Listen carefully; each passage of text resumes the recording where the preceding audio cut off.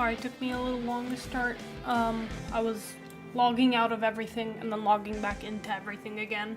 Because like I predicted, as soon as I start streaming, things unlink. So I had to go into everything, log out, and then log back in. And fishing still doesn't work. Man, I logged out and logged back in, so I don't know what it wants. Oh wait, oops. Why is the fishing behind the art rotator? I'll move that. Move it here.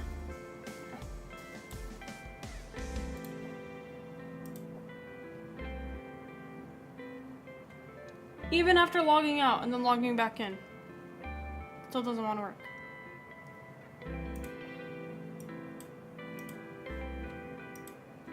But yeah, anyways, hi Stick you. Hi Demiria as well. The stream is going to be a stream that's different than usual. I think I'm just going to be doing some of my work. Azuru, thank you so much for the follow. How are you doing? Why are you in my device? Yeah, I have all your information. But yeah, I'm just gonna be doing some of my work. Wait, fishing should work now. Yeah. Logging out and then logging back in again.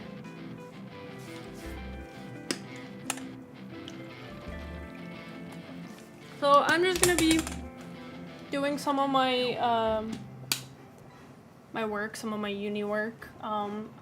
This is gonna be kind of like a test to see whether or not I can do the same thing tomorrow. So it's gonna be a little bit of a shorter stream, I think, because it's already kind of late. So I guess what I'll be doing is, if this ends up okay and I'm able to focus and do my work and stuff and be productive, then I might do this more often. So we're just gonna go over to, I guess, just YouTube and have things autoplay, and I'll be doing my work off screen, so yeah. Also, I might sometimes be muted as well, and if I'm muted, I'll be looking over at chat occasionally, but I don't think I'm gonna be fully, like, invested. So what I did was I lowered the price for TTS so that you guys can still chat with me even if I'm, like, locked the fuck in on my work. Also, yeah, we have Tofu Cam today, too. Hold on. I don't know if I want to do a display capture, because I'm going to be doing my work, so I don't want to accidentally flash sensitive information. Also, hello. Let me unmute. Hi. Hi, Leah's also here keeping me company. Hello. Let me do a window capture.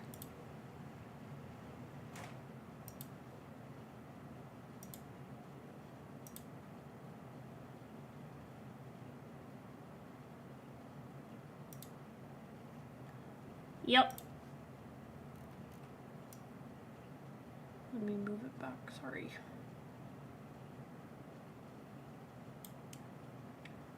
Okay. I'm just gonna have some random shit play on YouTube while I work on my iPad.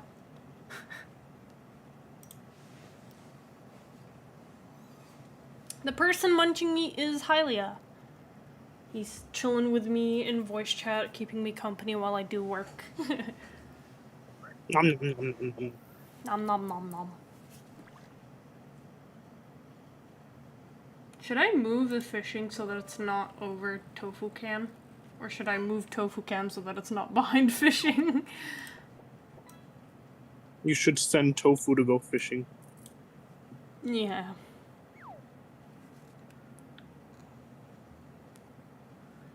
Who are you, actually? That's such a deep question. I don't know. Who are you? You wanna explain to everybody what my hair tastes like? Tastes like grape jelly. Grape jelly. Tastes like jelly. Let's watch or random Hello, Spook everyone. and I Jukes hope you're all video. doing well.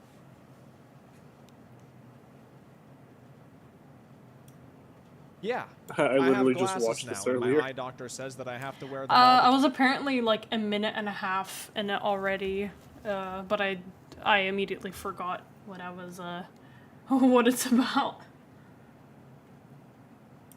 time, so get used to it. Today we're going to be talking about an edgy YouTuber who recently started making videos in the Dead by Daylight space. He's already built an audience of over 40,000 subscribers, playing other games and talking about various topics, and now he has moved into Dead by Daylight. And you might be wondering, so much for the why are you follow, making a Jackie video Chan. How you about doing? you? Oh! Oops, I hit the space bar all the way.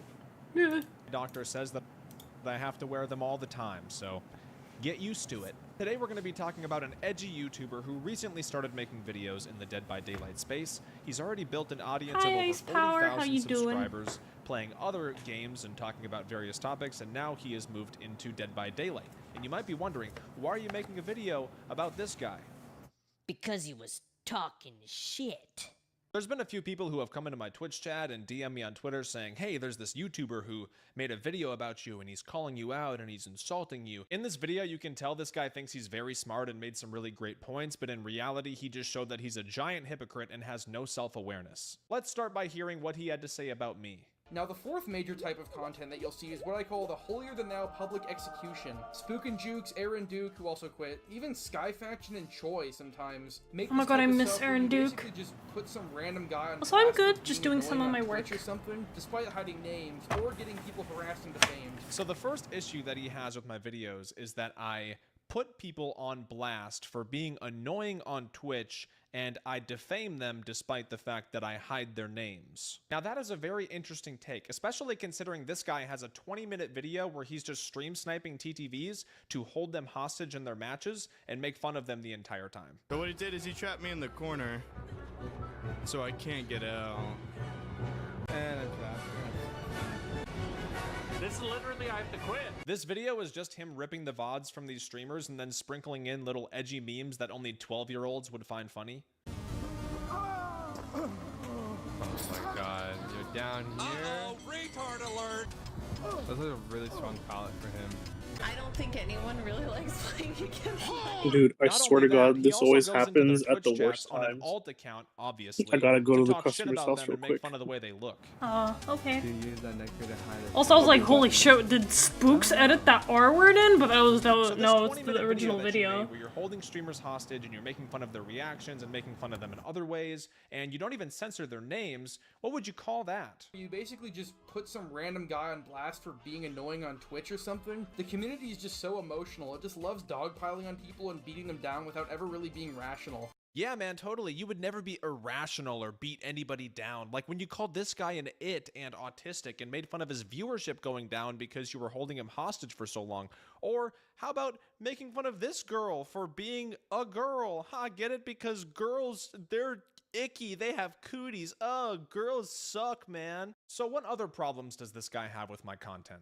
It's essentially just slop drama farming and doesn't really accomplish anything besides bringing more attention to people who want it. Oh, okay, so you don't like that my content is slop drama farming. You think that I'm just trying to start drama with other creators, which is something you would never do. You It's would just never start business! drama with anybody, like in this video where you're Also, hi, talking Am. shit about pretty much every Dead by Daylight content creator that you can think of. You could always make ADHD survivor content where you try to make builds around the same perks over and over again but end up not using them. These guys act like they're having fun in their videos, but if you go to their streams, they're just constantly whining and complaining. But on the other hand, there's killer content where you can get some slave to go through your Twitch VODs of the day and upload killer matches in their entirety with no editing, or anything really interesting about them. Channels like Moist Critic, I mean Scott Jund, that have these incredibly repetitive and obnoxious debates around the same talking points for all eternity. Big survivor creators like Skirms act like they're just in it to mess around and not take the game seriously. In their full 4-man meta swift on a win streak doing clock callouts, and that's not even mentioning the compies, holy shit. This entire video is essentially just him saying that there's no good Dead by Daylight content, and his idea of good Dead by Daylight content is complaining about how much he doesn't like other Dead by Daylight content. People even say these types tend to promote bad gameplay because they showcase broken and exploitable shit in the game, and I tend to agree. Wait, did he just say exploits? He thinks that abusing perks is exploiting when he purposely blocks people in corners, which is a bannable offense and it's considered an exploit. But there's nothing to it. It's just full matches in their entirety with no editing. Have you really thought of nothing more interesting to do in the past 8 years than this? It's what most gaming content on YouTube is, so I don't know why I strive for better. You're just putting in more effort for less, so I guess I get it. It's scummy. I love how he talks about how lazy Dead by Daylight content is when, again, one of his videos is just 20 minutes of other people's streams, and that's it. He doesn't give any commentary or anything. He just throws in some memes, but otherwise it's just other streamers' VODs. He only has like 4 Dead by Daylight videos at this point. One of them was the Twitch streamer video, and then the others are just all him complaining about things. The most recent one is him complaining about Blight and anybody who plays him. I'll become one of these brobots who thinks it's impressive to go on a nearly 2,000 win streak on the easiest killer in the game. I hate Blight, not as a survivor in terms of going against him, but as a killer main, because of what he represents. Wow, man, that's so deep. You're so cool and different. I do have to admit, before coming to Dead by Daylight, he did make some really good quality content. Like this video, he was talking about how cancel culture is really bad, and he defends Dr. Disrespect. Like last week, it was like, Dr. Disrespect, did you hear he texted a minor, blah, blah, blah. It's just so fucking boring. This is like all the big creators on YouTube even make anymore. It's so soulless and garbage. Yeah, Dr. Disrespect admitted to texting a minor, blah, blah, blah. Who cares? Why are all these people talking about trying to cancel the guy? All he did was talk inappropriately to a minor and admit it. I just don't understand what the deal is with this cancel culture. At the end of the day, I don't understand why this guy has such a problem with all these Dead by Daylight content creators, like getting mad at True Talent for uploading gameplay videos. Like, okay, so he uploads gameplay videos for his audience. Or Scott Jund, he uploads discussion videos. He doesn't like that he uploads discussion videos. He says it's boring and lazy. What? Who cares? You don't like their content. Don't watch it. Why are you sitting here fucking bitching about it, whining like a little baby? In your video where you hold Twitch streamers hostage, you have this little disclaimer at the beginning that's like, if this video offends you, go back to Twitter. Motherfucker, you are so offended by every form of Dead by Daylight content that you had to make an entire video about it and whine about each individual type of content. I don't like gameplay. I don't like discussion. Wah. There's too much drama. Dude, you're fucking whining about everything.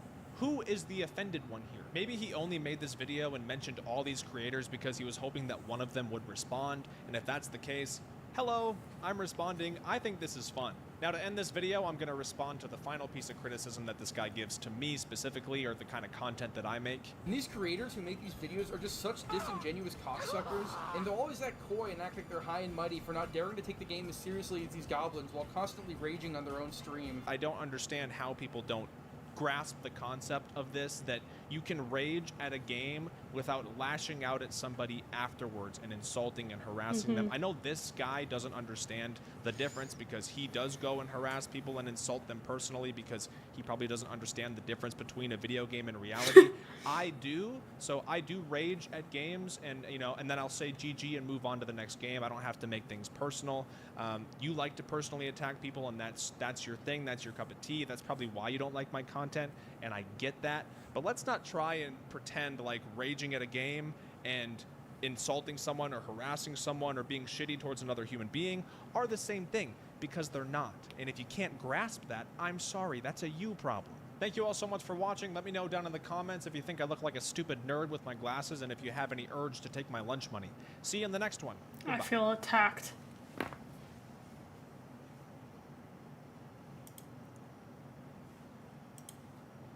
Conspiracy? Booze! Bad mom. You decide. Hi, I'm Dawn. I'm the strange mom, and Oh wait, I think I've just seen say it this. like I see it here on TikTok. I have a feeling that this one is gonna sting. You like jazz? I want to present this as a try not to get triggered challenge because you know I'm gonna fail. I feel like I need to be strapped to the seat for this one. I need to explain. I haven't seen it yet, but let me give you the context of what I know. Do you guys know what estranged parent communities are. It takes a lot of time to go no contact with an abusive or toxic or narcissistic parent. The reason why is because a lot of times the type of abuse that you experience from these people is subtle. It's like 1,000 paper cuts and it hurts all over. It's frustrating, but they come back and they tell you, I love you. I'm your mom. We actually saw it in the video, insane narcissistic parent loses it when son refuses to come home. I mean, we literally see the alternation between control tactics and, but I love you. I love you is sometimes a control tactic. A lot of times with these types of people, it is. And it can be very confusing for children because what do we want? We all want love. When a parent exhibits these behaviors to a child, sometimes the child stays forever. They don't know how to get out. If you've ever read or heard of the book, I'm Glad My Mom Died, Jeanette McCurdy kind of details this type of weird abuse where she felt attached to her parent for her whole life and like she couldn't separate, okay? It's a very difficult bond to break because this child from an early age is taught that this kind of abuse is love. So it takes a lot for these kids to finally break away and stop talking to their parents.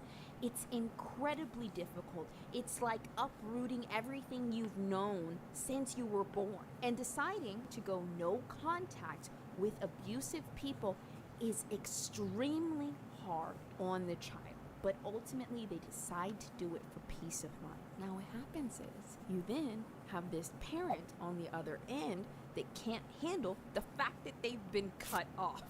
They absolutely spiral because they're the victim and everything. Everything's about them. They can't believe this happened. Why did my child do this? I'm a victim, but I loved them. I loved them so much. This is very difficult because it takes a long time for this kid over here to just be like, no, you were causing problems in my life. You had to go. And then this parent is over here like, but this is horrible. Always and about now, them. imagine that parent goes off and finds a group of other parents that think that they're the victim. And that is where you get estranged parent support groups. Parents that rewrite history about how they love their child so much, but they're not sure how everything went awry. Now, this video I'm about to show you is from a channel on TikTok called Fired Mom. It's a 7-minute video where she explains why she's estranged. But this is the concerning part. From what I know, people are saying that this mother is not just estranged from one child, not just estranged from 2 children, but rather all 3 of her children decided to stop talking to her. I have not seen this yet, and I am so concerned for my well-being. Chat, strap in. Did you see she did Estranged Mom's Mother's Day? Dude, I'm gonna shoot through the roof. Hi, I'm Dawn. I'm an estranged mom, and Oh my I god. just say it like I see it here on There, listen, we're already starting off strong. I'm an estranged mom. That's her identity now. She has found a victim identity, and she's taking it and grabbing onto it. TikTok. And I've gained quite a few followers in the last couple of days, and thank you for following along.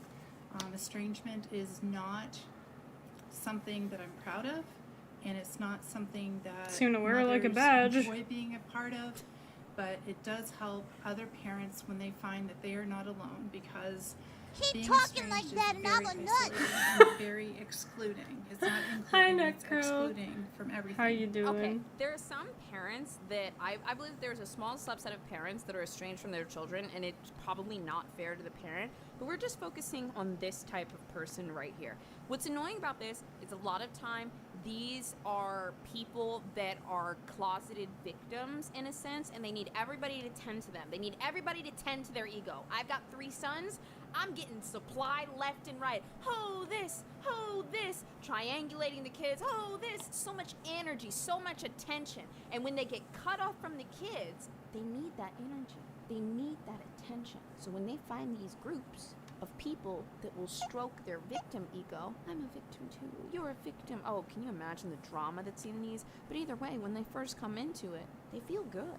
there's a sense of community, and there's people that will stroke their victimhood. Family members do not want to be accused of being flying monkeys because then they're worried they're going to be estranged from the child. So, okay, so she's directly been called a narcissist before. A flying monkey is kind of a term that it runs in the explanation of narcissism, where a victim narcissist in particular, they will recruit other people to do their dirty work for them. So, for example, here's an interesting one. This is just gonna be a very small demographic of people, but the people that it hits, oh, you're gonna hate this one. Let's say you have an extremely Also, yeah, I got a lot of narcissistic work dad today, or so mom I'm that's just very having victim-y. my And YouTube their autoplay spouse some things ultimately ends up while getting I out of the listen and marriage, work. and then that parent ends up marrying another person. Not my right? usual They are kind of going to stream. marry a person that has probably been abused or is okay with their abuse and their toxicity. So now they have a partner that they're manipulating like a puppet. And now if you're in the home, you're going to get ganged up on by that parent and then their spouse, their new spouse. So stepmom or stepdad and victim parent are going to gang up on you, and they're going to make the stepdad or stepmom basically defend them. Like I said, a really good example of this is the insane narcissistic mom loses it video, right? So we have the extremely controlling narcissistic mom. She has recruited and trained the stepdad to defend her at all times. So now you have these two parents in your face that are constantly telling you, you're the problem, okay? So that's an example of like what the flying monkeys look like, and the fact that she says that exact phrase means that she's been accused of being a narcissist before. And also, I want to mention this too. I know that a lot of people online throw around the term narcissism or narc da-da-da-da. Remember this, I am not diagnosing anybody. I do not have a patient in front of me.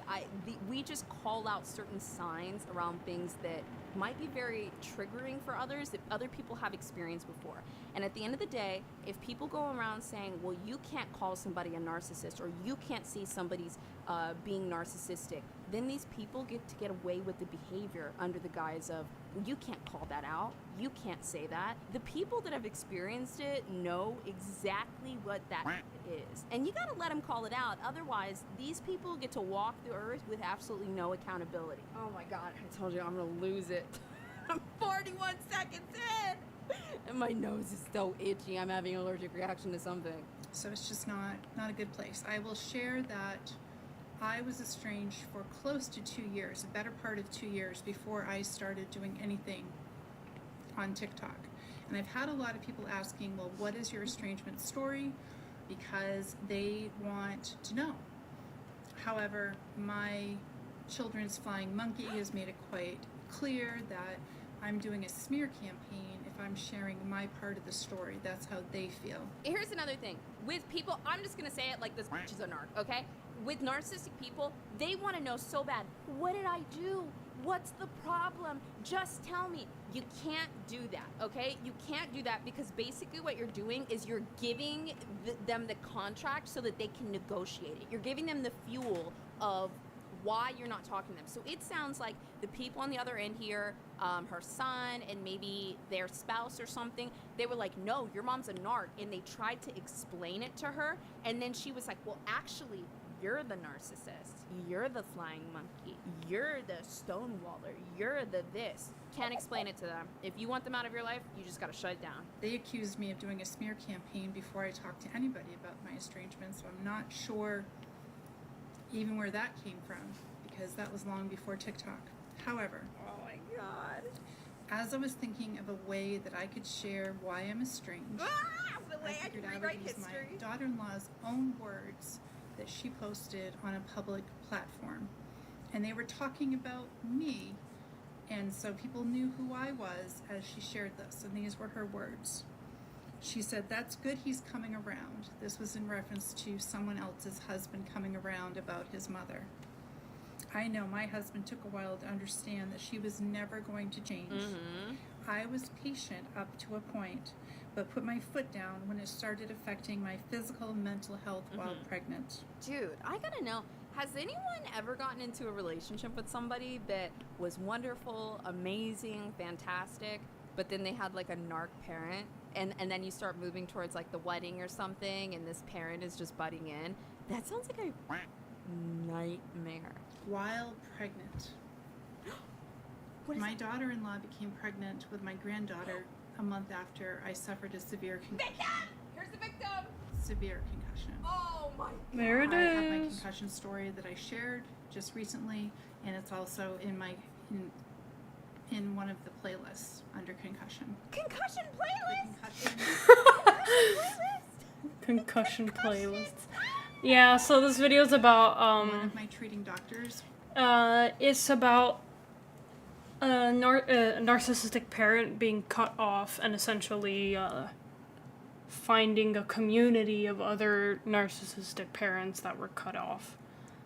And about, it's just her talking about her experience, which seems like a lot of victim blaming. When I was in a psychosis, called it a heck of a Concussion TBI psychosis playlist? Oh my god, it screams victim. Victim of the year! Also, I love, she's also a one-upper. The daughter, or the stepdaughter, said that she was pregnant just to explain the state that she was in. She's trying to carry her child to term. She wants the child to be happy. She can't be going through this stress. She was just explaining the situation. And this mom's like, excuse me, I had a concussion. And also, if that wasn't enough, I also had psychosis.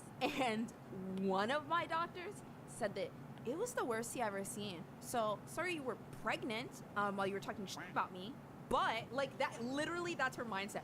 What a piece of shit. I had a concussion a year prior, and I have an ultra rare disease that affects acetylcholine in my body. Oh, the acetylcholine. Chemicals in my brain Okay. as well, and in your brain, and everyone's brains. Yep.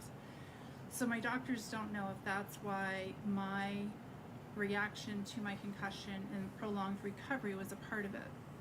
The reason I bring this up is during my concussion recovery, my behavior was erratic.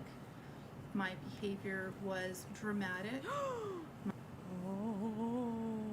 Oh, it was dramatic. So she's claiming that this was a one-time event. That's not how she normally is. This was a one-time event. And I'm not gonna be like that anymore if you just let me back in.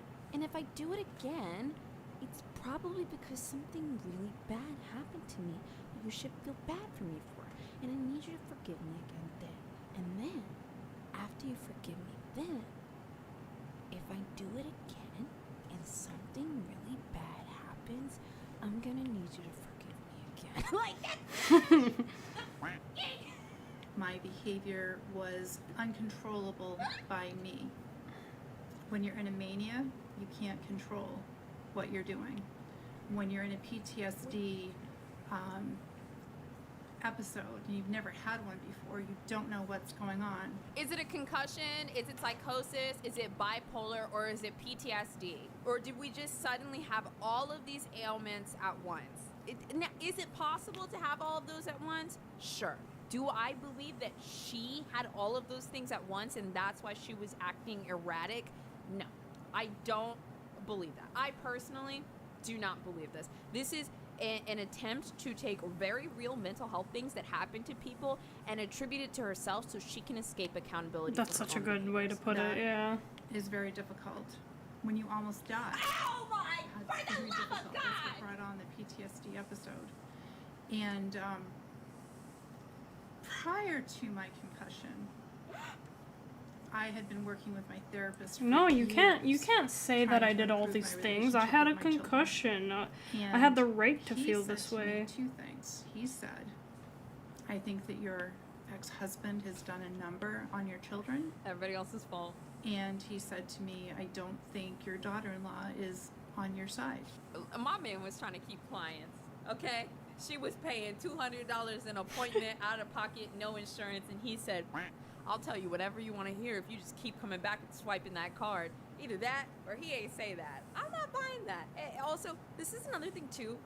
People that like legitimately have like narcissism, a lot of times therapists won't say it. Some will. Some people legitimately Oh get yeah, diagnosed I've with it. heard that it's Sometimes really bad therapists to don't tell a wanna say it narcissist because that they they're a think the person that has, narcissist like, legitimate with MPD, therapy. It's like not saying that's necessarily her, but just in this situation, they think that if they say that to a patient, they may not come back. You know, they really think they may not come back unless they are ready and prepared to deal with that. They're probably just gonna be like, oh my god, that's crazy. Especially if you go to somebody that like just does general like CBT, they don't know how to respond to that. My behaviors once I had my brain injury were horrible, and I wish that they had Really happened. putting emphasis on that. I really do, and I've apologized. People say, have you apologized? Well, yes, I've apologized. Now, my brain injury took me well over 2 years to get to the point that I was not dealing with symptoms on a daily basis. Well over 2 years. Emotional overload happened incredibly easily, and it was the most difficult time in my life. I feel horrible that my behaviors affected their pregnancy. And again, I've apologized to them a million times. It's my understanding that all 3 of her kids are not talking to her. Okay? Damn. That's my understanding. So we're focused on this one. This and video this is one about moment a in narcissistic time. parent that gets People, cut when they've off, and gone over the deep end, instead of taking accountability, they're kind of victim blaming themselves and finding a support group of other narcissistic parents who were cut off. And this is my beloved, my favorite, one of my favorite YouTubers, Bose. and they've done something super, super bad. Hello, I'm we're back. focused on this Hello. one moment. Yeah, I heard but you, when we make unmute. the choice to cut somebody off, we're not only looking at this one moment, we're looking at an entire history of how you made us feel. And we're not choosing to hurt you. We're not choosing to just let go of you. What we're doing is we're choosing peace, and we're choosing to move on to another era in our life that is healthy. It's super difficult. And so her boiling everything down to this one moment, if anything, it means that she no longer cares about fixing this relationship with her kids, but rather she's concerned with how the public sees her and how she can siphon victimhood from other people. Because you know damn well it wasn't just one situation. But she said it right there. She put her foot down when she was pregnant, and my behaviors while I was recovering from a brain injury were more than she could handle emotionally or physically. So it's right there. At the point when I finally was not having daily symptoms and actually could start to live my life again, I was estranged from 2 of my children. And when They got through to them. That's what it was. They got through to them. And like, look, if she didn't do anything wrong ever, they wouldn't have cut her off. third went no contact, he had said to me beforehand, he had said, you know, that his childhood experience was not the same as his brothers. But they are all each other's best friends. Oh. All of them. And the things that he said to me when he went no contact, he had never said to me before. Said I was emotionally abusive. Yep. I will admit to being emotionally neglectful because I was raising 3 children by myself with no help from anyone. From the time they were in lower elementary school, 2 of them weren't even in school. And I knew that I was letting them down. I've done lots of deep dives into Hi, Lata. where I could have improved my How are behavior as you? a mother. All I ever wanted to be was a mom. Dude, I'm gonna Hi, I'm not gonna Lotta. make it. If this video is triggering to you or you recognize this human being in someone you may know, if you just needed to hear it, I'm not giving advice on anything. I'm just gonna tell you to Google something, okay? I want you to Google the phrase covert victim narcissist, okay? Just Google it, okay? That's all I'm gonna say. Just open your eyes real wide and just start reading that, okay? And I knew I was falling short. I went to therapy and would cry to my therapist about falling short. And my therapist looked at me and said, you know, you're giving your kids something you never had. I'm like, well, what are you talking about? And I said, well, you're giving them a mom. However, as she said in that post, she put her Thank foot you so much down for the follow. when she How are was you pregnant. doing? And that's why I'm estranged. I love how Let's find all something else. 3 of her kids stopped talking to her, all 3 of her sons, but somehow it's her son's spouse That's the reason why. God bless that woman. Whoever she is, God bless. Okay, you know what? I need to wash my hands a little bit.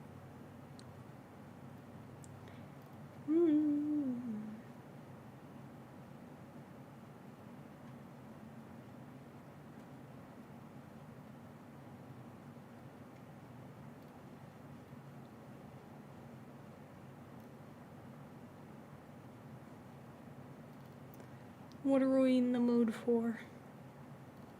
A lot of Cinder stuff on my recommended. Don't need more.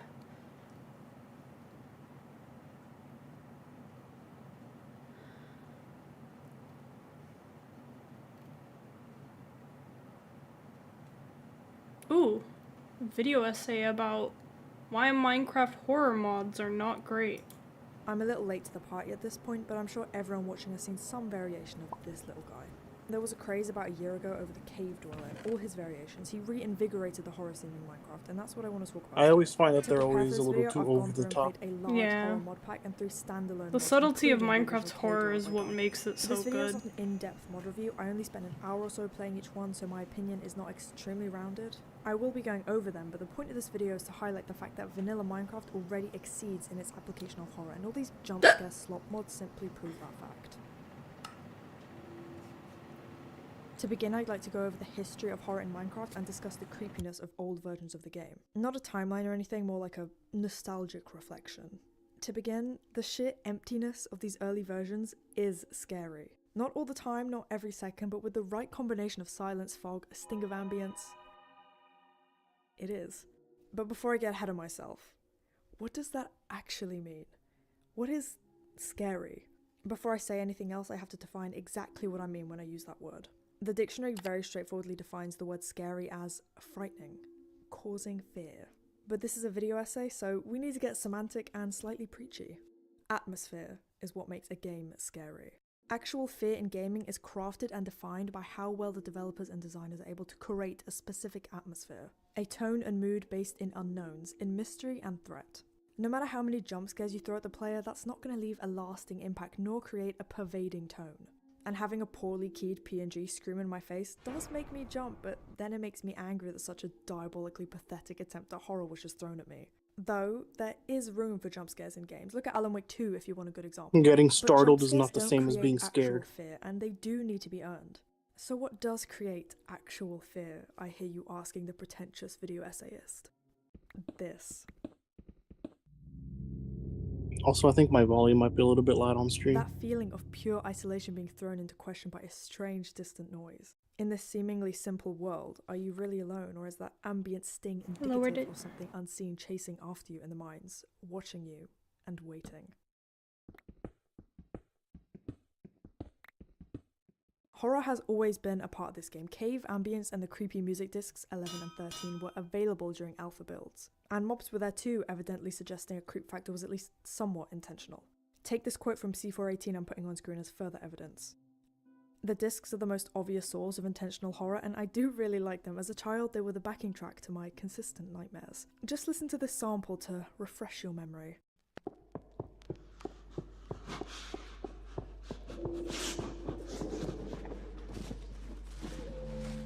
And back to the quote, like, the idea of hearing these deep underground is horrifying, and I understand why C418's idea was turned down, because imagine experiencing this as a child. It's also worth mentioning the fog that was removed in later versions. It was initially introduced to help make rendering look a little bit nicer, but it's actually just creepy. I cannot imagine playing this game back in the day with tiny rendering on. Just look at the screen. This is terrifying. It really adds to the deep sense of solitude, and it's even worse in caves. The deeper you go, the thicker the fog, and when you're strip mining down below, it looks like this. I really wish they never removed this. And that sense of solitude I mentioned is a huge part of the atmosphere. When you're playing this game with friends, or even delving into horror mods with them, that sense of terror is really dulled. Because when you're with friends, you're too busy enjoying yourself to worry about something lurking just out of view, but sitting alone on this game, in the dark, headphones on, it really does scare you.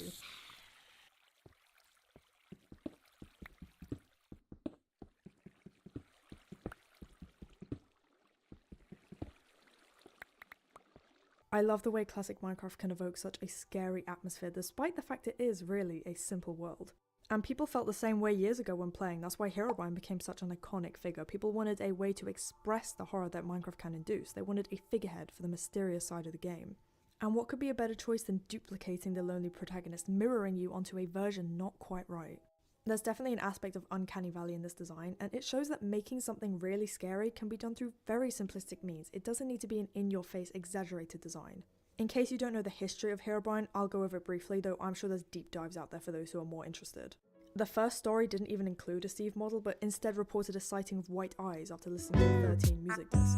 And this came all the way back in July 2010, and yes, the screenshot they attached is low-key horrifying. This then developed into the white eyes myth. People thank you so much theorized for about the an entity with black resub. eyes following the player around, which How are then you developed into doing? the Herobrine story. And that basically became a creepypasta which explained Herobrine's presence by naming him as Notch's dead brother haunting the game. It picked up from there with content creators like Brocraft making Herobrine content or Proof. Congratulations, you now have a legendary gaming hoax.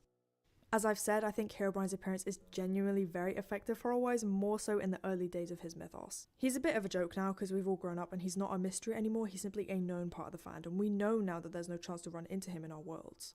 But all those classic screenshots of a figure in the fog, a figure appearing in the distance, or player noises near you in a cave, that's not a screenshot, but you know what I mean. Was there ever a point where anybody, like, legitimately believed that Herobrine was a possible thing that you could run into in Minecraft? I need answers. Has anyone here, like, ever wondered when they were younger if the whole Herobrine shit was real? Because there was a period where I thought it was real.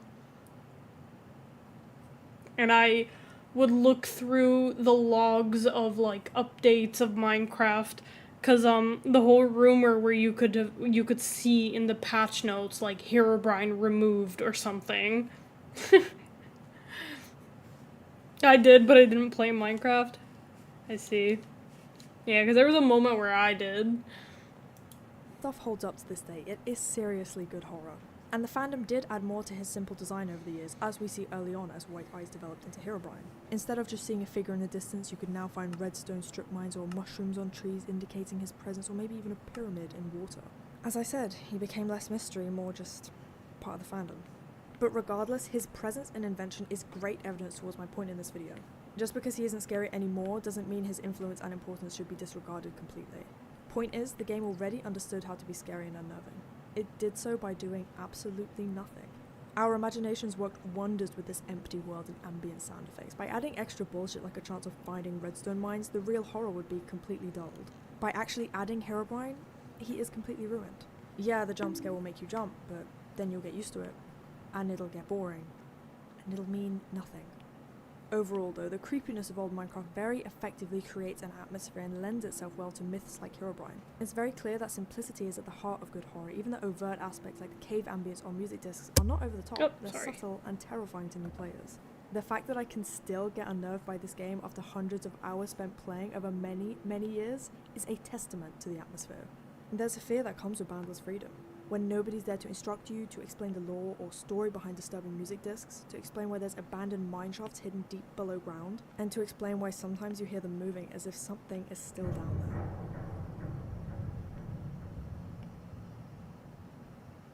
And on that joyous note, let's cover a horror mod pack I played alongside 3 standalone mods I tried out. And in doing so, let's see if we can continue to define fear and what exactly makes the base game so efficient in horror despite being a completely different genre.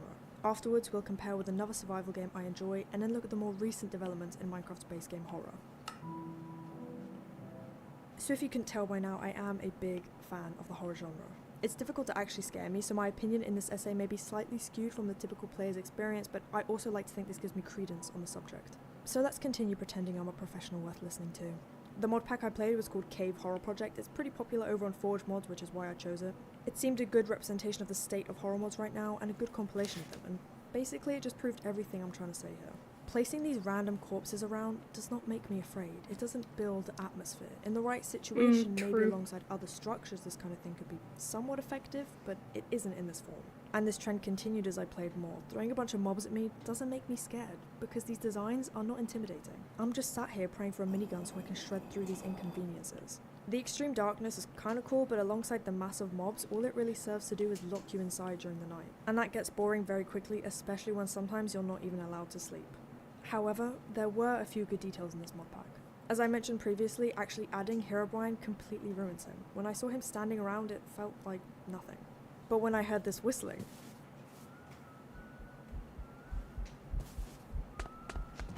when I saw my door moving on its own, when he was just a pair of eyes in the darkness, that did work. None of that was in-your-face bullshit like the Dweller that came after me a few times. Oh, that is creepy. Holy shit. Hell no. This unsettled me because it was atmospheric. This type of horror is effective because it plays with your psyche. I know I have a Herobrine mod installed, but are those glowing eyes actually his? Is he the one knocking on my door while I'm hiding from mobs? Oh yeah, he's just standing over there. Okay. It's also worth saying that there usually does need to be some kind of payoff to the atmospheric build-up, and that's why I say jump scares do have a place in horror. When going full horror, there needs to be a real threat.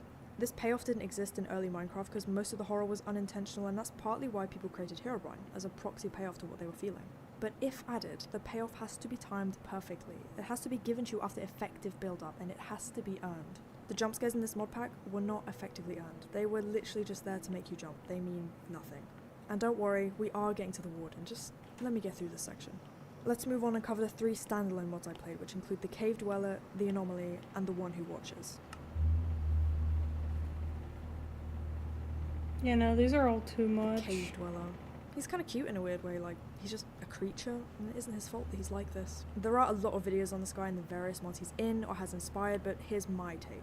At first, when I was just entering this cave, it was scary. The sound effects are really well done and worked to create a mood. I knew Mr. Man was down here somewhere, but that fear of the unknown was still getting triggered.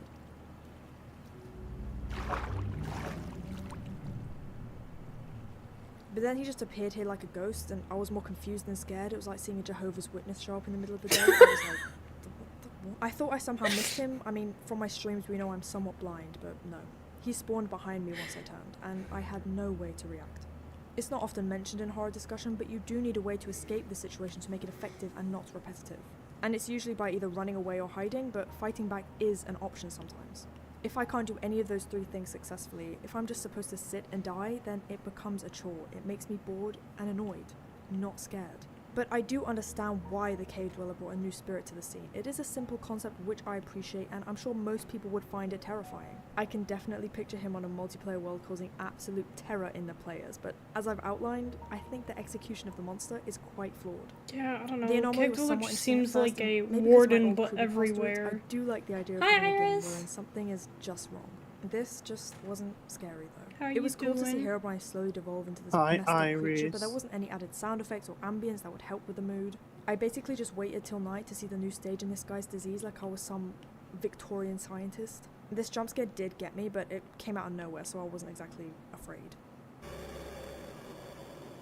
It would have been a lot better if I saw him beforehand with some audio cue, that way I would have thought it was the usual stalking and predation, but actually, he was gonna touch me. Also, this is a random note, more of a suggestion to mod developers. Every time I was coming up out of my strip mine, I really prayed that I would see something creepy standing over and hovering at the entrance. I feel like that'd be really effective because it would build dread. It wouldn't immediately cause a jump scare, but I would be scared to go up there, you know? Even if nothing's gonna happen. Horror Anyway, elements then that he started cause the attacking me with feeling of bloodborne frame dread rate, are plus way I'm better really drunk than with what's going on, cause the perspective shift, feeling and this of was cool initially, pretty just being unsettling, jump but scared. then it kept going and I just got more confused. And it turns out he was trying to get me, but didn't know how to climb a tree. Him pathetically standing here Oh is, of no, course, not your apartment has scary, been but overrun also by this moths. design, ew. It takes away all the simplicity that makes Herobrine scary and turns him instead into Yeah, some just let Nova backroom handle slop. it. Also, I killed him with a stone sword. I stopped playing there, but from what I've read, it's more of the same. To finish this section off, let's cover the One Who Watches. When these sound effects kicked in, it did spook me. I was trying to find the source, and well, here he is. I guess he was cold and desperate to come inside, and due to my selfishness, he decided to end my life. This was day 3, by the way, and this was the first time I saw him, so there was no build-up whatsoever.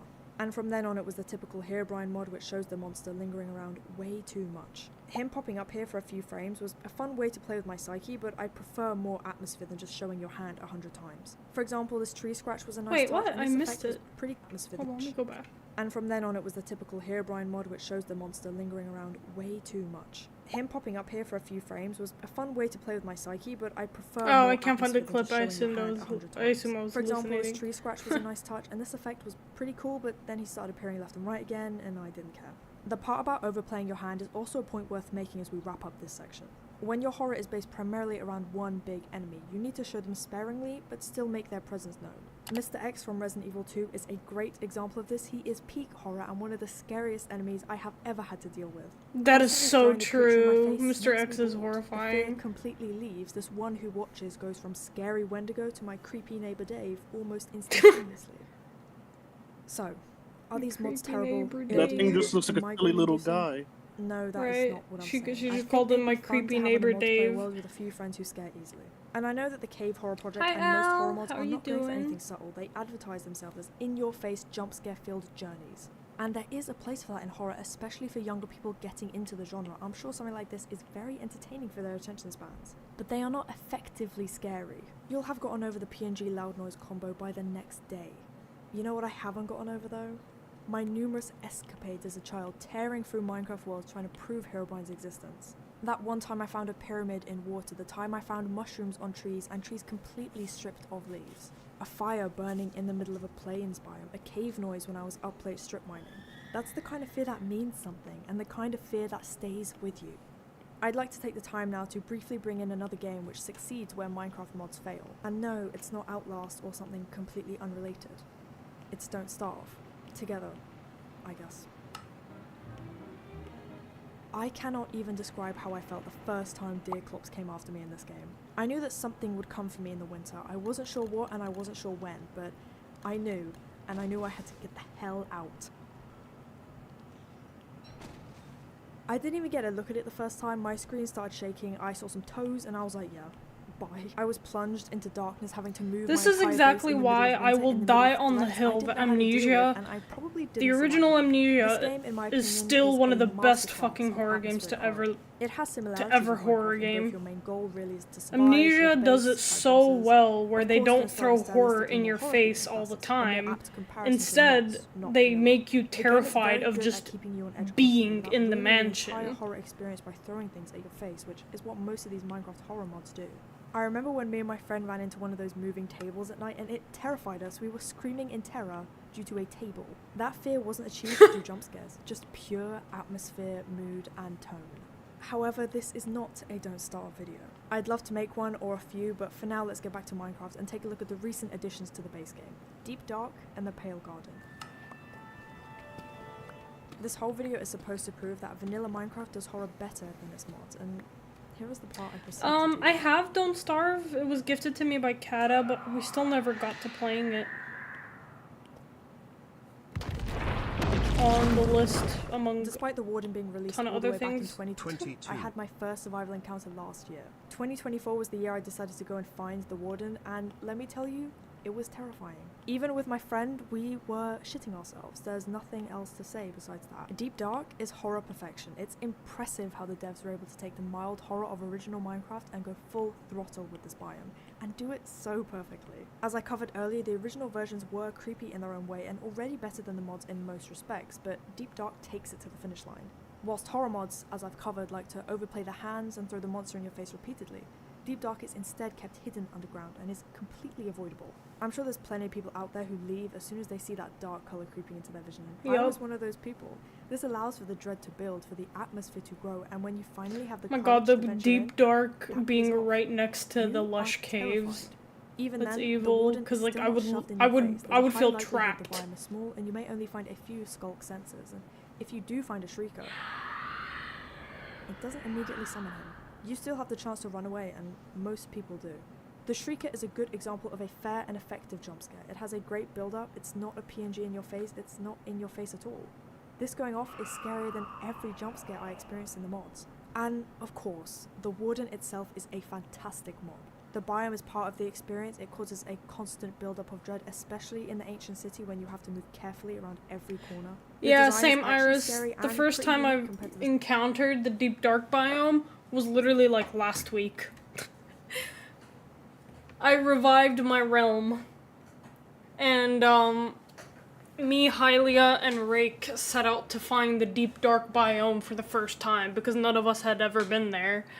So we had ran all the way to the deep dark biome literally just to finally experience what running into the warden was like.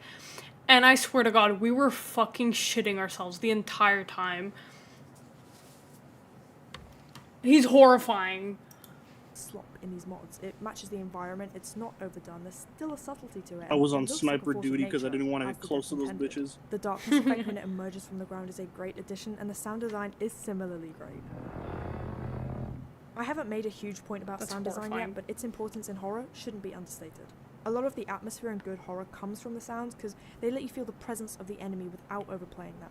Have you ever played a horror game with, like, Lady Gaga playing instead of the game's audio? There'll be scary moments, but they're extremely dampened. If you don't believe me, boot up Resident Evil 2 Remake right now, put on some GUI. Trust me, that is an experience. And as I mentioned earlier, you do need a way to respond to these situations. Running, fighting, hiding, or some combination. The devs understood this fact, and thus you can do all three. Theoretically. You're not supposed to fight this force of nature, but you can if you want, there's plenty of videos showing you how. But for the average player, you can hide or run away, both of which continue the threat instead of instantly killing it. Hiding is super intense as you hear the thing trying to sniff you out, and it certainly will. Running is more effective, but the darkness makes it disorienting, and the skulk sensors will let the warden find you with ease. He's really fast, and it's insanely scary, but unlike the cave dweller, you can escape most of the time. I don't know if it's really coming through, by the way, but I love the warden, okay? I'm putting that message out there right now. But to continue my point about needing a way to respond, this does have to be carefully balanced with keeping you helpless, which is why with most of these big monsters, you'll only gain the ability to kill them at the end of the game, or in this case with the warden, by exploiting aspects of the game and getting creative. The mods I play do not balance this. I have no way to respond, I'm just helpless, unless the mob bugs out. And as I said, that makes them boring, not scary. So, through Deep Dark and the Warden, Minecraft was able to take that subtle, lonely horror and turn it into something more. There's great atmospheric fear built through the biome itself and the addition of the new music disc, but then there's an amazing and terrifying payoff with the Warden.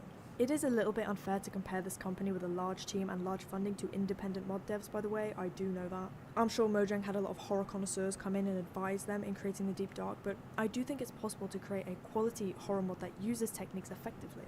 The point of this video is not to dunk on mod creators, tons of enjoyment has come from these experiences, but I still think it's worth criticizing their application of horror so that we can really understand the genre and maybe so a mod can come around and instill real fear. But moving on from that, let's go on and cover the Pale Garden. Now, after such success with the Warden, maybe Mojang got a little overconfident in their abilities. The Pale Garden is okay, but I'm not going to be glazing it to the umpteenth degree. I do really understand the criticism about there being no reason to go here. The ancient city has a few unique and fun rewards, making I did not know that until I hauled my ass the to get to the Pale is- Garden. That's a point for a progression video though, not this one. So, let's continue. Let's start with some compliments because I encourage positivity in the world. Like the Warden, I do enjoy the Creaking's design. It is a fun tree monster and not slop horror stereotype like someone we know. The biome is somewhat creepy. I do like these flowers, they create a pretty cool mood, and of course the lack of colour does as well. And the mob itself does kind of follow the rules I've listed. You can run from this thing, hide in a shelter, but unlike the Warden, you are supposed to fight back. I do like the mechanic of finding its heart in the trees. It leads to a much more intense situation than just beating it to death. And the Weeping Angel mechanic builds on this intensity, especially if you have to handle incoming mobs at the same time. But he's just kinda there. When he came out, I just went straight to find him instead of waiting 3 years like I did for the Warden. He's less scary, more gently unsettling. I think a part of that is due to the fact he's in open air, not underground, but there's something simply missing from the Pale Garden. Like the Deep Dark, you don't have to go here, but that fact doesn't build atmosphere because you're not constantly reminded of its existence. When you're mining, there's always a chance to come across an ancient city or the Deep Dark, and you are constantly on edge because of that. But unless you go on an adventure, you will never see the Pale Garden. It's just a really lackluster experience and I can't really figure out why it exists. Because the horror that the devs wanted to implement was done extremely successfully with the Deep Dark, and if they wanted more, I think adding something spooky to the Nether or the End would have been a better decision. There's not much more I can say about honestly this update. It's true. not terrible horror. If you do go through the biome, it is, as I said, unsettling, but I feel it was a completely unnecessary addition to the game. Though when compared to the mods I played, I think I it have is still potential to be superior better, horror. I guess, if a they mod gave took us the more Pale reason Garden to and be went further there. with it, a lot could be achieved. You could turn every forest biome into an atmospheric area with strange flowers, fog, and subtle sound effects to indicate that you're not alone. Can you even don't get have to venture into anything these good woods, from the Pale every now Guardian? and No, again, that literally fog may nothing. roll into Well, the biome, really and nice if you look wood, but carefully, that's about it. seems that something's watching you. Not It's your much of choice a if you wanna loot find out what it place. is. Thank you everybody for watching my second YouTube video. I hope it was at least somewhat Literally no enjoyable. reason to I had be a lot of there. fun with this one as a horror fan. The trend of dwellers and stuff in Minecraft was like deeply offensive to me, so this idea has been brewing for a while. My last video did way better than I thought it would, and I do appreciate the support, like genuinely. I've always wanted to make these kinds of videos and share my ideas, create discussion, and you supporting me lets me do that, so thank you. My next video will be an essay based on Bloodborne and gender. I want to give my own takes on how the game handles femininity, right, but also masculinity, because that's a lot less talked about. It is a little different because it will focus on lore and theory instead of gameplay, but I hope you enjoy it regardless. And in case you're wondering, I do stream. It's the same handle, Cupcake Souls, but you may be slightly perturbed at the difference between my video essayist composed YouTube self and my mental breakdown every 5 seconds because I'm struggling on a challenge run. But if you want to check that out, the link is in the description, and yeah, I hope you enjoy whatever happens there. Thank you again, remember to subscribe, and I will see you in the next video.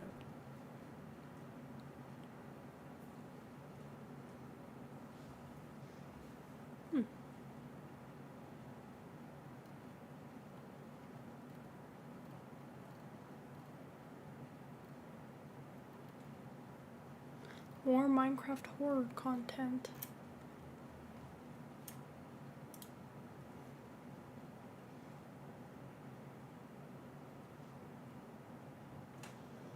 Banned Minecraft horror mod. Huh. Minecraft mods are not scary. At least, that's what I thought. The last video I made on the subject focused mainly on vanilla Minecraft and how it captures horror well despite not being a horror game. And in it I covered a few mods to highlight my point, but many of you responded with mods you thought were scary and not just trending slop. So today I'll be extending my essay to continue our exploration of horror and to figure so out this what is kind of like a exactly part makes an 2. experience terrifying. That's And nice. this is a sequel, so please watch the first one if you haven't. It'll make a few of my points make more sense. Or don't. It's your choice. You can somewhat consider this a mod review, but like the previous video, it's more of a horror essay using Minecraft as the framework. We'll first be covering the creature mods, where the source of horror is a spooky guy. Then we'll look at biome mods, and finally we'll be going deeply into the broken script, which I sunk over 10 hours into for this video, because so many people commented about it. And yes, this is the one that got banned, but I'll explain why later. But without further ado, let's get straight into the monster mods and see if any of them were able to scare me, horror connoisseur that I am, or is my title just clickbait? I did cover the original Cave Dweller mod last video, however a lot of you brought up the fact that there are other versions of the mod that are better, with improved behaviours. With this in mind then, I tried out Cave Dweller Evolved. I won't repeat myself too much from last video, but I do like the premise of the Cave Dweller and I understand why he reinvigorated the horror scene. There's something inherently scary about the caves in Minecraft. Down here in the darkness we are out of our element. We need torches and lamps to light our way through. We need to constantly watch our backs for monsters crawling out of the void. These vast chasms were not meant for us to maneuver, and it makes you wonder just what doing kind some of work. beast would be capable of dwelling down here. So the Cave Dweller, and any mod that incorporates caves, has the unsettling nature of the environment going for it. In horror, placing the player out of their element is a great technique, and placing them against an enemy in its hunting ground is an extension of this. The added behaviours in Cave Dweller Evolved really improved the mob, I think. It was no longer oogly scary man spawning behind me. I now had a chance to run and hide from him because he Hi, didn't see me right away. Holland, Good horror has to incorporate some form of response from the player, as I've gone over numerous times. Running, How you hiding, or doing? fighting. And giving me more time before the dweller notices me is a great addition to enable my response. In this Aw, clip, I Iris, you're so retreated and he sweet. scrambled away instead of screaming and running at me. And in another, he was going for a swim. Iris is a simp.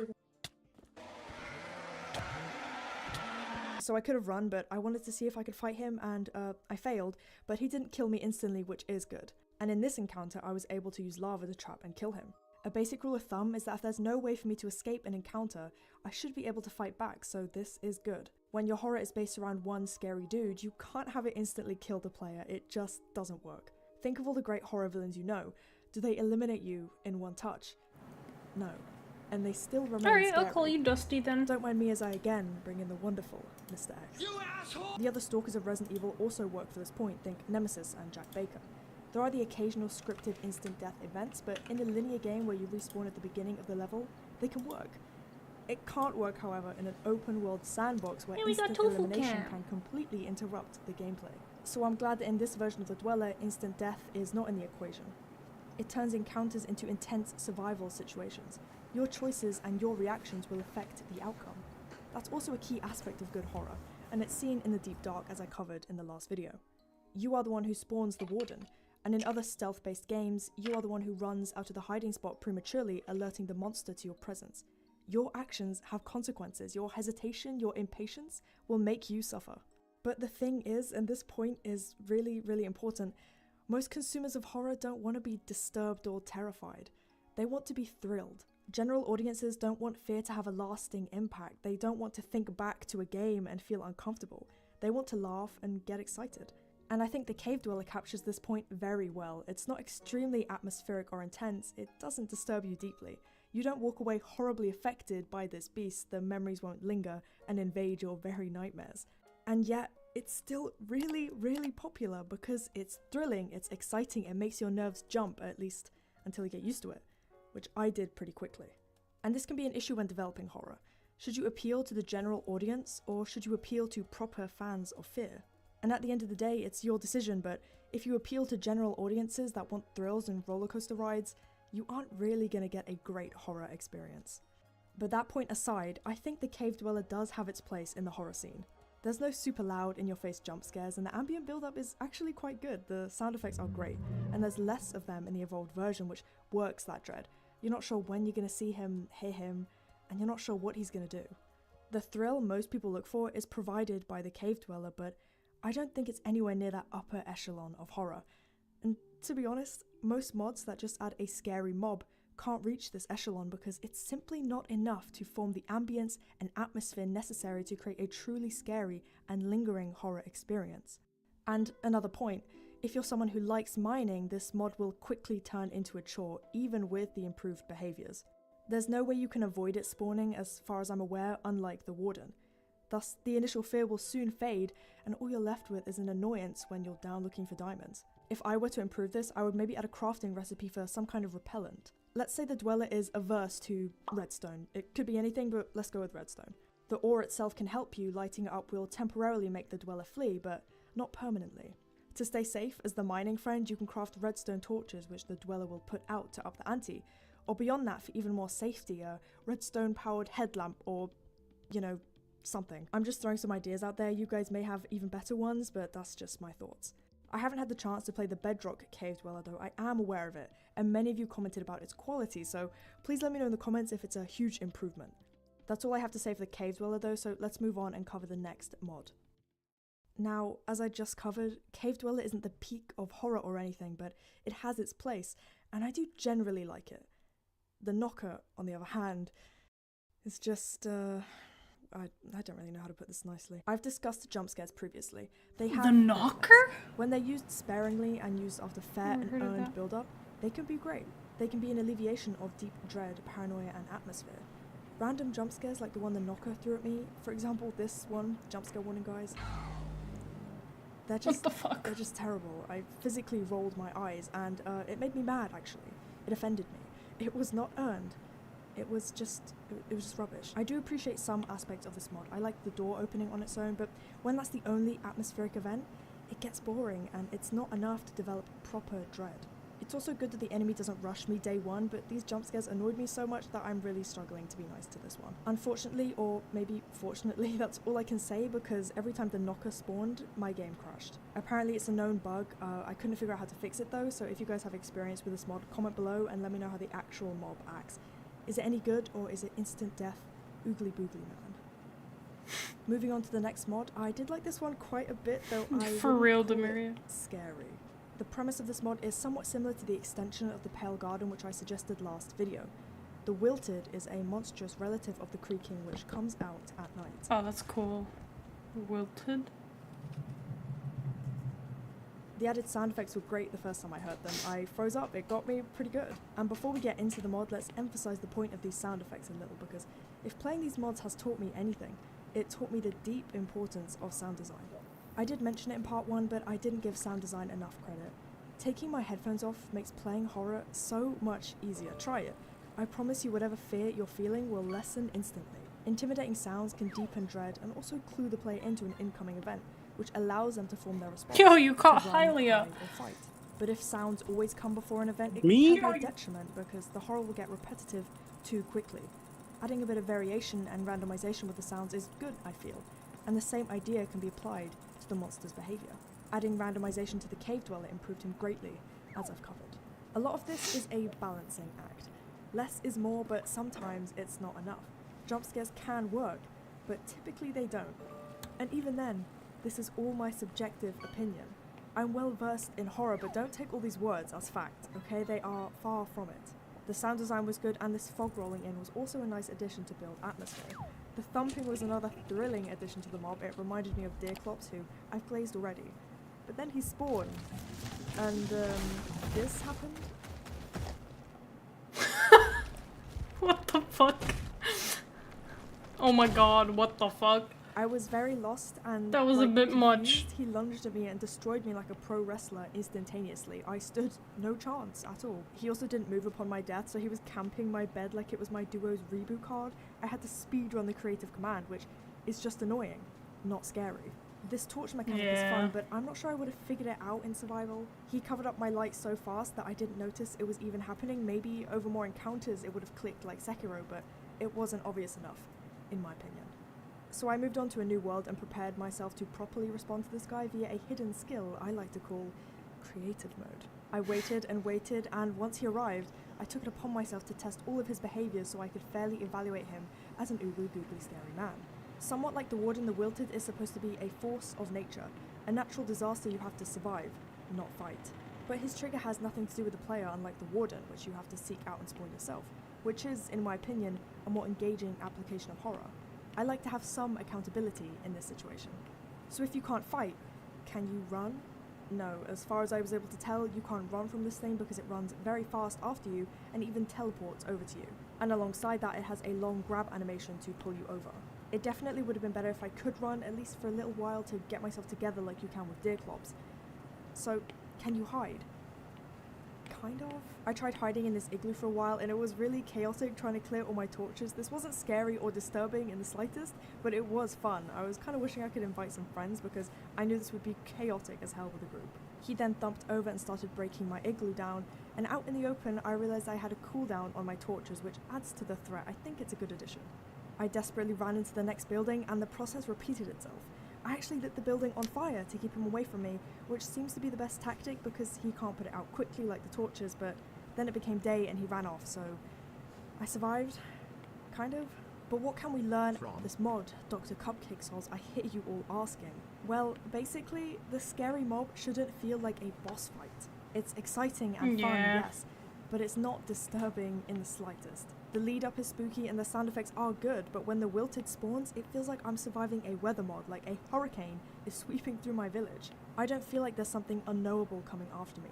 I don't feel like an entity is watching me. There's no lingering dread. I'm not delving into the unknown with my heart in my throat. There's just a big mystical tree dragging me around, and I'm laughing my ass off trying to repel it. Overall though, I do like this mod. It was a fun experience, and the initial atmosphere before it arrived was unsettling. Shrek Minecraft The when? mob experience I'd is love that. nowhere near terrifying. I would definitely suggest it for anyone looking for a chaotic experience with friends, but not if you're looking for a deep horror experience. I think it's worth repeating here that achieving that experience is kind of impossible with a single mob. Every mod that adds one singular oogly googly man have interesting atmospheric elements, but all the ones I've played have fallen short of disturbing gameplay. Because with a single mob, a single entity, you'll get desensitized quickly, especially if you've played a lot of horror. Like I said with the Cave Dweller, the general premise is good and full of dread, but it doesn't last for long. It becomes more of a roller coaster ride. It's thrilling for a while, but you don't leave that ride haunted by what you've experienced. Let's move on to another extremely suggested mod called From the Fog. This mod implements Herobrine in a more subtle way than the mod pack I played in part 1. It tries to be more accurate to the legend and just generally subtle in its approach.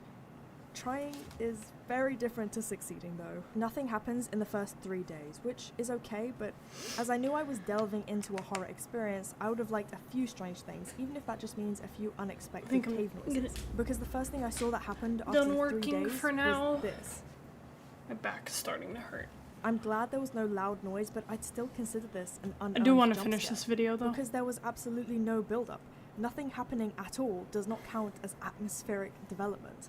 And I'm sorry, but Herobrine randomly appearing behind you is not accurate to the legend. The most fun thing about Herobrine is that I swear I just saw him moments, not the, oh, I just saw him. Because as I said last video, actually adding him tends to ruin him. Therefore, those who want to develop Bald Herobrine Herobrine mods looks have so everything funny. going up against them. I did like seeing him stalking from a distance, that is true to the legend. Speaking but of then he bald, you know bounds what away hasn't been jolly, redeemed and in it leads so to some long? funny looking animations like this one where he's jumping into a wall and then just disappears. Fucking Mr. Mal Him appearing at the Wide. foot of my bed is a little bit concerning. I guess it just depends who you ask for their opinion on that, but I wouldn't consider it scary. If you're going to develop a Herobrine mod, you need to keep in mind what I have said. The idea of seeing him is scarier than actually seeing him. Just as a personal anecdote, to this day, I have a childhood memory of seeing a figure walk behind a tree and disappear. I was convinced it was Herobrine, and I was terrified in that instant. To this day, that feeling lingers with me. I have such a vivid image of this event, but logically, I know it couldn't have happened. But horror doesn't abide by logic. Being disturbed is typically not a logical emotion. When I'm staring at that dark corner of my room, my fear is not dictated by logic. I know Time nothing for will emerge from rivals. that corner, no hand, no person, I no wish, face, but I want to go to bed I'm early scared today. anyway. Early, I'm going to quote allow my unquote, I first say, it's guest already on the midnight. channel, Alan Wake, to explain this concept for a moment. Stephen King once wrote that nightmares exist. Why? outside logic, What? And there's little fun to be had in Fortnite emo. explanations. They're antithetical to the poetry of fear. Herobrine does not logically exist. You don't need to make him logically exist. And if you want to make a mod based on him, it needs to be absurdly subtle. From the Fog added player noises nearby, and I loved that. It was my favourite part of the mod, and it did get to me. But if you want to make Herobrine really work, you need to have distant figures disappearing behind trees. Just an instant that makes the players doubt themselves. You need to see white eyes in the darkness of a cave. You need those player noises nearby. Someone mining, getting closer and closer until it stops. For seemingly no reason. I want to play personally with think a, Herobrine works best as a more like, alternate I want reality to play game single horror player experience, with a like Herobrine the mod. I Broken would Script, shit because myself. ARG horror doesn't I need would to abide by the actually rules shit of the myself. game it's placed within. The creature design doesn't need to suit the environment because it's inherently unsuited, inherently out of place. You can take a Herobrine mod further than the subtlety I mentioned, but it has to be taken out of the bounds. Never of played Minecraft modded itself. Minecraft, so I feel like Paranoia it'll and be horror really is fucking linked fun. to dread, but the two differ somewhat. Here's some definitions on screen to add some pretentious value to the video, but I'll explain what I mean in my own words as well. Dread can come from many things and is key to good atmosphere. You're terrified to take another step. You're constantly on edge, expecting something terrible to happen in-game. That build-up of dread allows for fair jump scares to take place, but it's all within the realm of the game. You're in the mindset of your character, invested in the virtual experience. This alone can be scary and disturbing. Again, look at my beloved Mr. X, but adding paranoia can completely change the experience. Because paranoia goes further. Constantly Paranoia steps out of edging the while game, playing of the video, Minecraft. and takes hold of your actual body. Hell Something no. in that cave is watching you. No, Something no. is behind you. Not just in the game, but in real life. Oh You shit, let me feel as check. though that presence has somehow made itself corporeal and stands now, silently, waiting for you to turn around. ARG horror works closely with paranoia, not just dread, because it has a link to our reality. Whatever is in this game or video or art piece wants to get out and wants to use you to do so. Why does the As I word mentioned, the dread Broken Script is instill largely dread? ARG-based, and I think Herobrine should be too if people insist on making him an actual thing. And if you go this route, I think you could effectively ramp up his behavior Wait, and make I him want to become do real. DB Deeble before I hop off. Not just spooky micro. I'm gonna do DB Deeble real quick and then I'm gonna get back to this video. DB Deeble. Alright.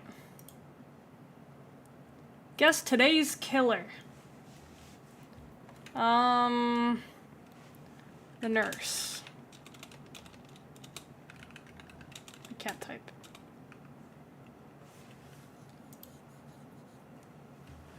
Okay, the killer is not female. 32 meter radius, terror radius. What? 32 meter terror radius. Faster movement speed. Not only melee. Average height. Not of American or not of American. What? American of English? This is a type. American or English descent. Came out after 2016.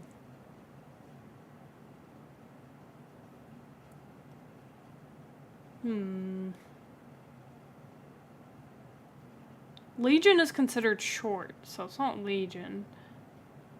Trickster is tall. He's not average. Huh? Trickster's not tall, is he? I think he is tall. Trickster was yesterday, though. Or before yesterday. Okay, let's try.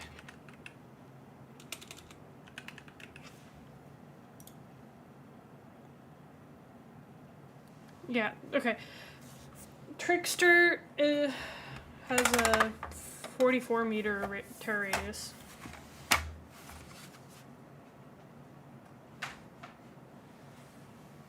Hey, Iris, I'm not a killer.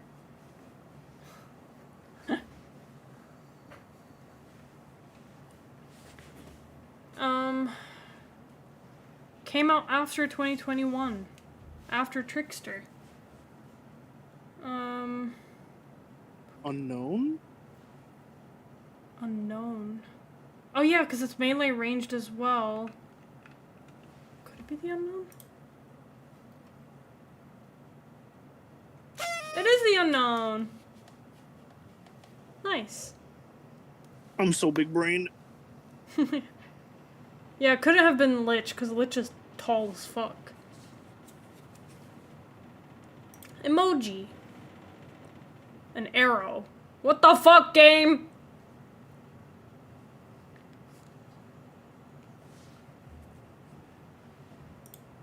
Technically, the unknown is genderless, so eh.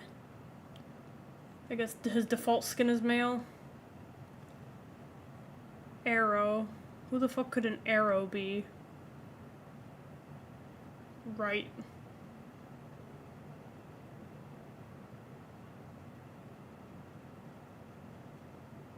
Could it?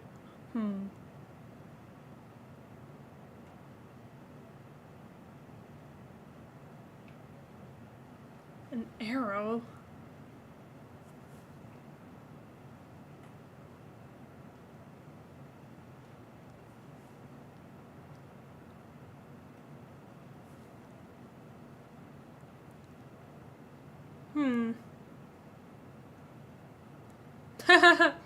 I was just about to hop out, Rake, but I wanted to do DB Deeble.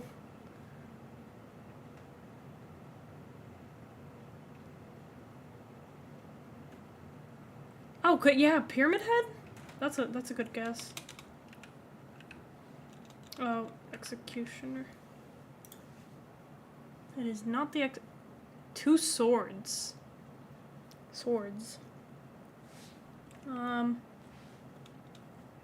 Oni? Swords. Oh, Oni? Why would he have an arrow, though? Wait, why Oni? Also, my tracking is freezing. No, because he had a katana. I was thinking knight because of the swords. Yeah, to be a knight. But what the fuck is Oh, the it might be arrow? knight. Oh! His power! Like, oh, what the fuck? Bird. An eagle? Oh, is it the artist? What? No, the swords don't have anything to do with the artist.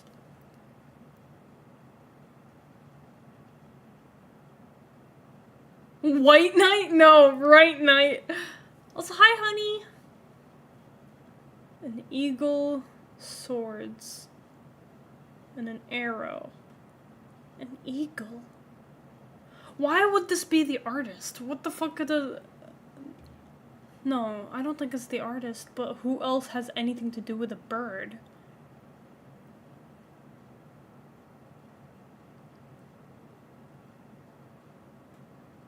We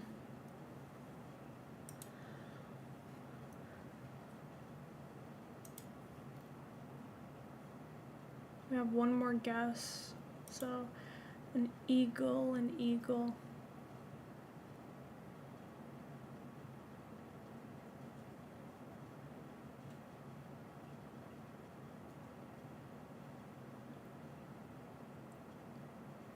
I don't know who else to guess other than artist, so I'll just guess artist. What the fuck? How is it the artist? What do swords have to do with her? Okay, anyways. Survivor perk. That's a skull. I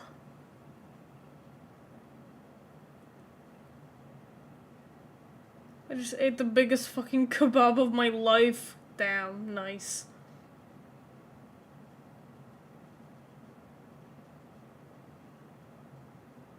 That's one where you could see ally scratch marks fixated?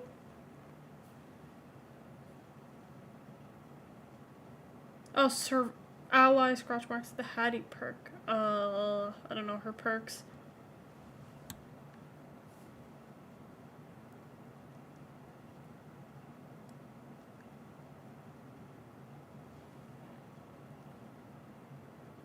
No, fixated you can see your own. I don't know what the Hattie perk is. I'm so bad with...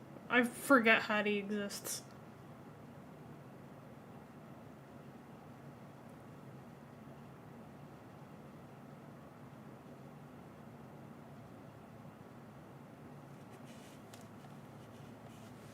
I wonder if I could just search Hattie. No. I cannot.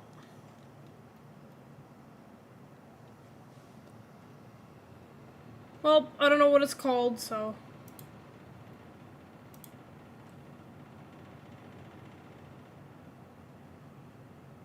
I think it's called inner focus. Inner focus. Oh, it is. I've never seen this perk before. Bro, I barely even see Hattie. Killer perk. I have no idea what I'm looking at. I don't know what I'm looking at. I think this is Shattered Hope.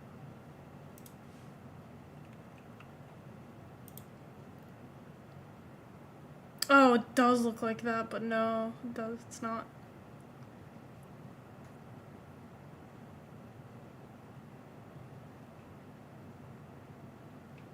I don't know, I still don't know what I'm looking at.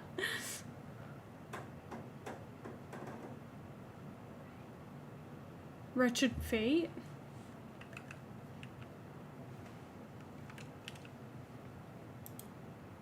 It is not. What is this? Also, Betty, welcome back. Thank you so much for the head pats. I'm not sure what this one is. I mean, it's definitely a totem perk. I just don't know what. Yeah. You think it's a hex for sure?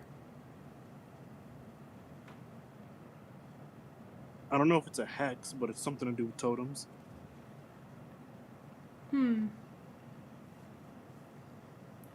I don't remember what the pentimento thing looks like. Is it Undying? No, it's not pentimento, and it's not undying either.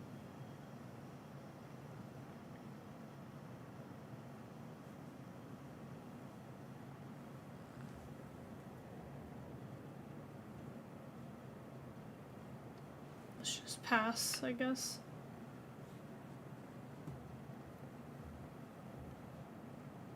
Hi, tofu. You have to... fur always in my mouth. Bleh. Any last guesses?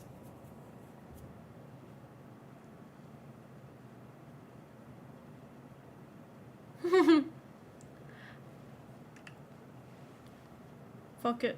I'm just gonna skip with a random thing. Tofu, can I use my keyboard, please?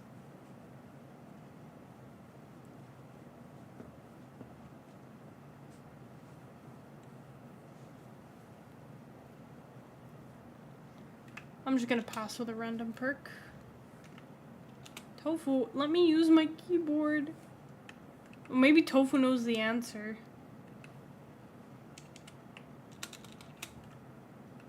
Dude, Tofu, let me type, please.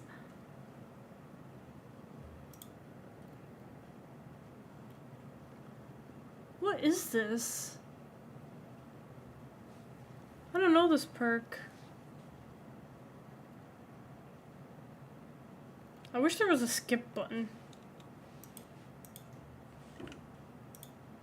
I know it's not Tinker, I'm just trying to skip.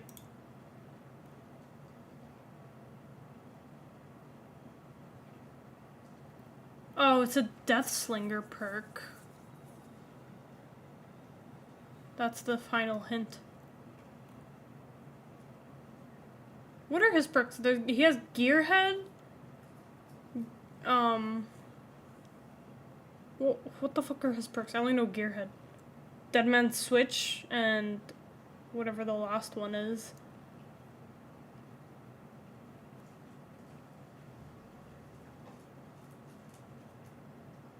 Babe. Oh, is this fucking... Is this Retribution?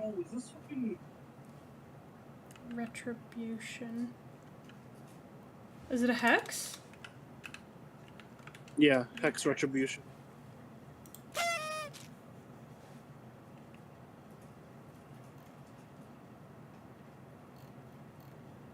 Right, Terra. I never really see the icon for that shit. Yeah, me neither.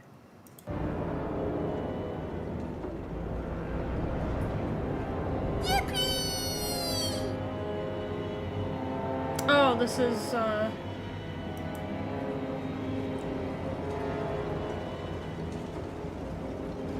this is Ghostface, I think.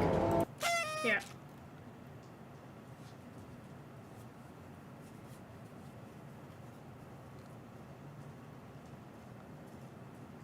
Yippee! Double cheese! Alright, let's finish that video that we were watching. Steve anymore. He is an entity that haunts the game, spreads through your worlds like a virus looking for a way out. Leaves signs addressed to you, the player, not the character you're playing as. Crashes your games with unsettling final frames. Runs at you from behind until you turn and see nothing. Takes control of your character even, renders you helpless in this game you thought you had control over. Don't overplay his image. Don't make him constantly appear behind me. Make me feel like he's behind me in real life. Right now, willing and desperate to swap places. I visited 2 biome mods, which I thought were worth mentioning in a small section.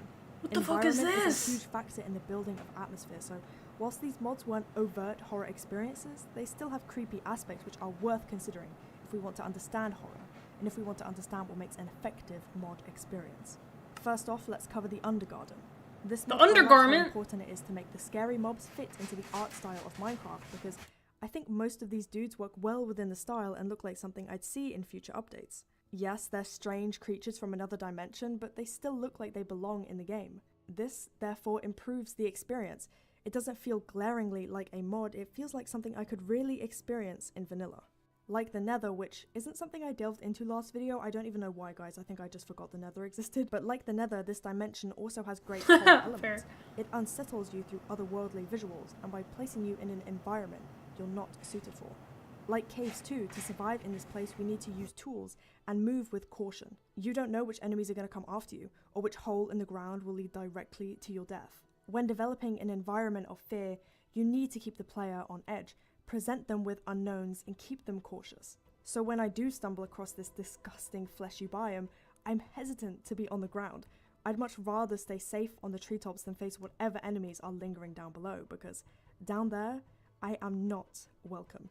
This mod was nowhere near terrifying, but it did unsettle me pretty well, especially with the enemies of this area, these strange, rotted creatures. Their sound design was also creepy. I'll play a little sample for you now. But beyond that, I'm not going to explain Oh, more hell about the mod no. because this is a video focusing on horror. It was fun to explore. If you're looking for dimensions to add to your world, I would highly suggest this one, but that's all for the Undergarden.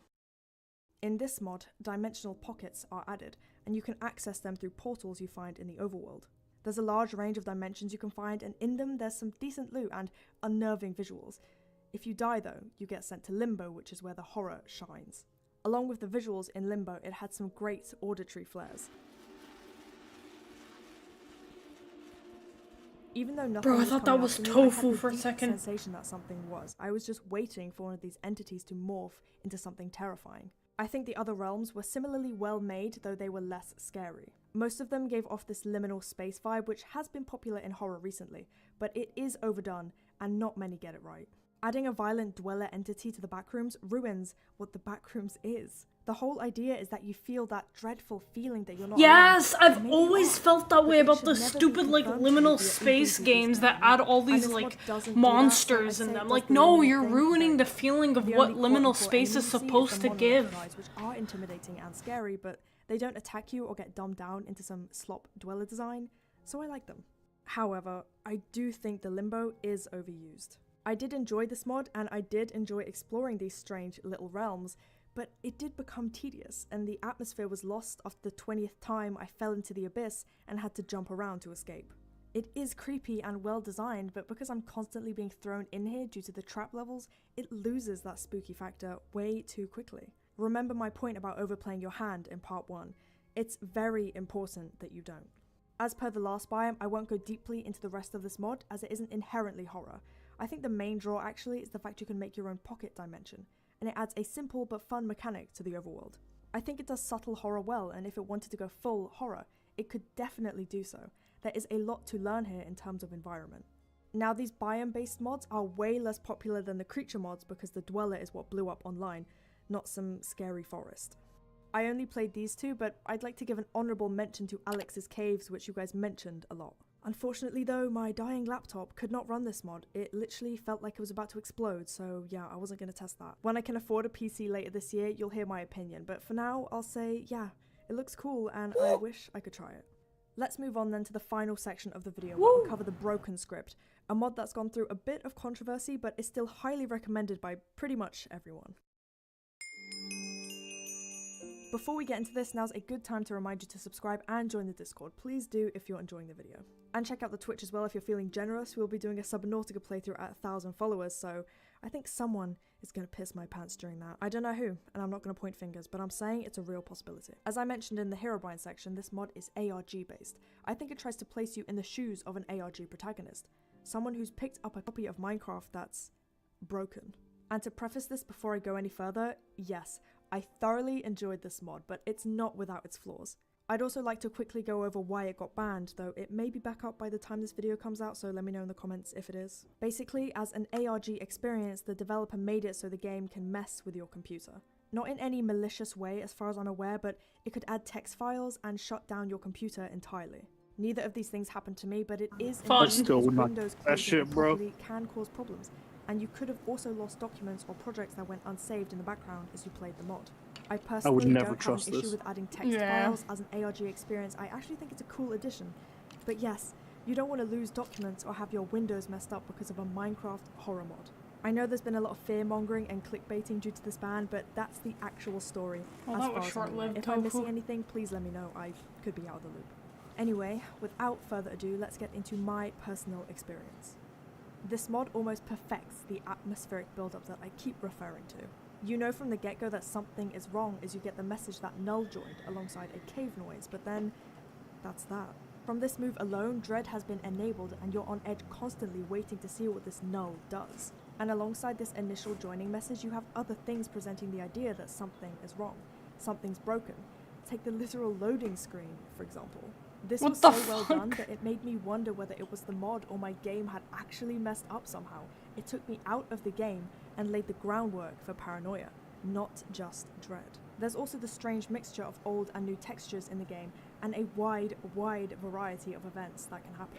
A few that I experienced include this behind you moment, water being placed randomly, villagers being named testificate, night randomly the fuck? descending. This variety keeps the game fresh, keeps the dread building because you don't know what will come next.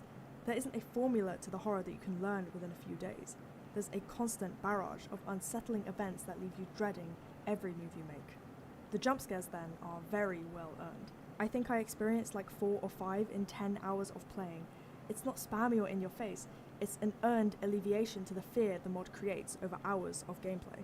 This specific scare got me so good. I don't think I've been that afraid of a game for years. I know it sounds like glazing, but hours of dread and paranoia finally burst into this, and yeah, I was Bruh, that is actually kind of scary. But you know I do not like instant death jump scares. Yes, this got me good, but I wish I had some kind of response available to me. Even if all it did was delay the inevitable. Then again, I'm willing to be more lenient because this is ARG horror, where the rules can be bent and morphed in the pursuit of paranoia. This isn't exactly a big scary guy that lives within the realm of the game, wherein I should have the ability to respond. This is supposed to be an unknowable entity, not a cave dweller or warden. And to highlight this point, he crashes the game upon my death. These mysterious ARG entities don't need to match the art style of the game, as I've mentioned, because they are inherently outside the game. When creating a horror mod or villain that obeys the rules of Minecraft, you must make it match the style. A huge reason why enemies like the one who watches don't work is because this thing doesn't belong in Minecraft, whilst an enemy like the Wilted does. It's just something you really have to consider when developing horror. Do you want a mysterious entity that is stuck in this game, one that is in Minecraft only by coincidence, or do you want an enemy that suits the world and style, causes dread but not real life paranoia? Both can be scary, but you gotta do it right. I also have to mention that this jump scare was way too loud, it maxed out my volume, and all of them were the same. You do not need to blow out my speakers to scare me, okay? Are you listening? Guys, you do not need to blow out my speakers to scare me. Loud does not mean funny, and loud does not mean scary. It's detrimental to the I mean, overall loud quality is of the funny scare when it's you're the reverting back to the loud, scary rubbish of the understanding horror. replaced with a So well, fucking semi-truck horn. That's pretty Another funny. criticism I have to make is the whole safe mode thing. If you don't enable this setting, the mod will be able to permanently ban you or delete your worlds. And despite me having safe mode on in my first world, I still ended up in this bedrock chamber which I couldn't escape from.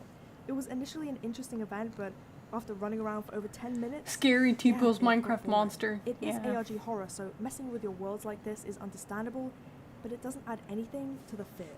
Losing a world is not disturbing, it's annoying.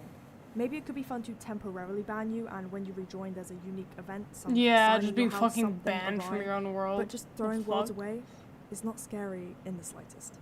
I did enjoy the large variety of entities in the first 10 hours or so. They were spaced out well, and I especially loved seeing the huge creepy thing that people abuse in the thumbnails, but I lost the footage, so you're just gonna have to believe me on that. It's also worth mentioning that most of these entities do not kill you like the one I encountered in the mines. I would have liked the ability to run from it before being kicked from my game, yes, but at least most encounters are not just death. I do appreciate that.